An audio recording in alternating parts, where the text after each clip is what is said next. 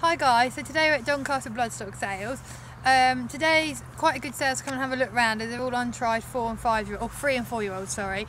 It tends to be an expensive sale as it is the sort of main untried store sales, which is store is literally sort of what the word means, is they're horses that have been stored, prepped for this sales to hopefully come and make lots of money to big trainers.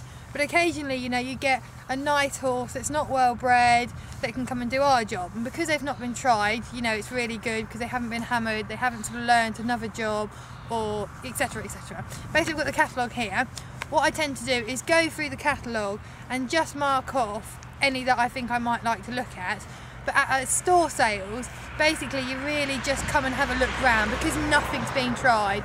So say if I was at a horses in training sales, you'd obviously mark away the horses that have won lots of money because they're not going to do our job, they're probably going to be too expensive, or horses that have been heavily tried because again they probably had too much wear and tear for our job. So this sort of sale, you know, I would just generally basically walk around the whole place, the stable yard, and just pull horses out as and when I find them, heads I like. Then I'd ask the stable to pull them out, stand them up, have just an overall look at them, because again you've got nothing to go on, no form, no anything, it's just literally looking at them, what you think, you know, on the whole sort of basis of them, confirmation wise. Then get them to walk up, walk back, trot up, trot back. I'm not worried if one dishes or if it doesn't move brilliantly well. Basically just looking for, does the horse draw you to them? It's a bit like people, you know, is there something about them that you want to look at? Have they got a nice head? Have they got a nice way about them? We looked at one filly earlier who, her head was beautiful, but when we got her out she was very racy and very light. And immediately a little alarm bell would ring off in my head because, you know, if she's this light when she's being prepped for the sales and she'd be very down and relaxed, what's she going to be like in a situation where she's getting fit, etc, etc. Also one, you know, if it's nice and relaxed and it's got a nice way of walking around, trotting up, that would appeal to me more than something that's a little bit wired, because again they haven't got the excuse of being racing fit. And then once obviously we had a good look at them, then they'll come into the sales ring, and if they make £40 then we buy them all and we have loads.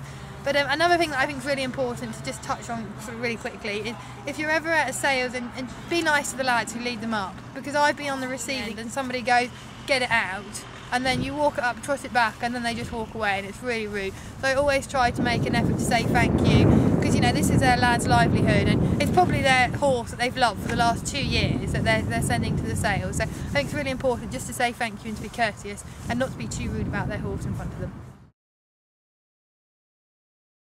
He was, for me, just a little bit disappointing. He was a little heavy, he was a little short of neck. When you've got a lovely horse like Callie to look at, it's very easy to get a bit blinkered and think, oh, it's going to be just like him. And he was a nice stamp of a horse, but for me, he just didn't have that quiet quality that Callie has. You know, Callie has that little bit more star quality. He, I would have just said, for me, was a little bit average.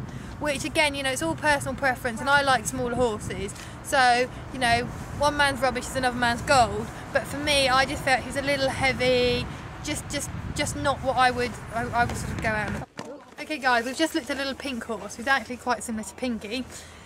Really liked him. Yeah, a little bit about, and when I hadn't even looked at my catalogue, when I looked at him I thought, we need a year out in the field. And then I looked and he's only a 3-year-old, so we can give him the year. You know, a little bit spunky, sort of half went to kick out at somebody who walked past, just really cute, moved well, a bit naughty to the girls, a little bit scared to show him off properly, which is fair enough, because the last thing you want to do is get somebody kicked in that situation.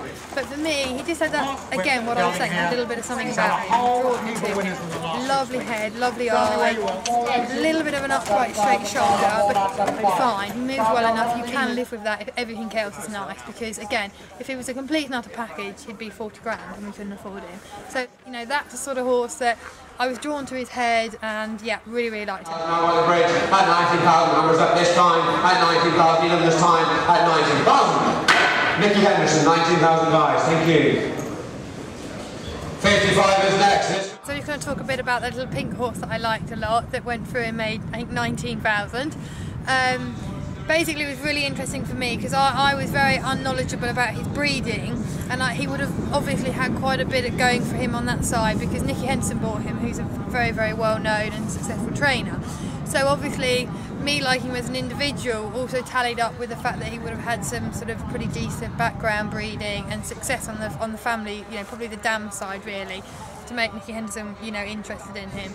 Because Nicky Henderson, you know, wants winners, so he wouldn't buy what we call an unripe banana, which is a horse who, when he's ripe, lovely, but at the minute he's a little bit sort of not ready to eat.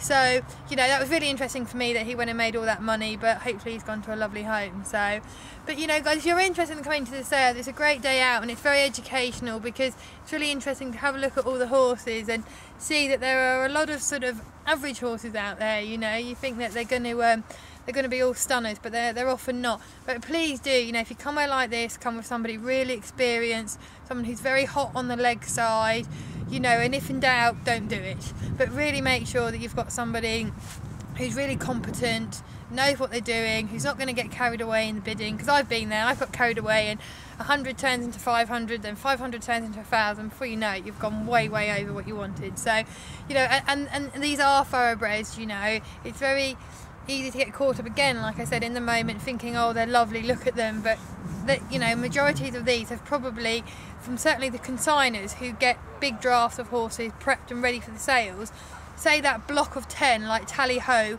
they had sort of 10 horses, they probably never left each other. So the minute you separate one, he's going to turn into an absolute raving, I want my friends, oh God, I can't cope. So, you know, these are thoroughbreds, you know, they do need experienced handling, and you really need to bring somebody experienced and knowledgeable along with you.